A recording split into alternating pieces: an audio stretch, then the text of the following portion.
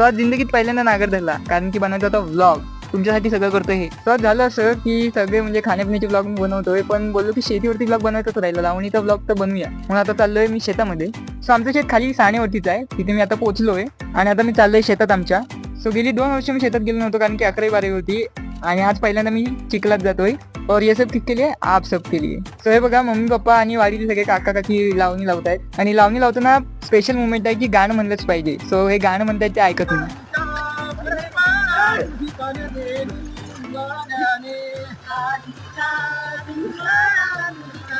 आणि हे बघा, हे गावाचे चेअरमन आहेत अरविंद काका आणि ह्या त्यांच्या वाईफ अर्पिता काकी. पण मला उद्या काका म्हणाले की तू पण नांगर धर. सो तुमच्यासाठी मी नांगर धरलाय आज. आता एवढं सगळं तर करतोय, लाईक करा पण ब्लॉगला.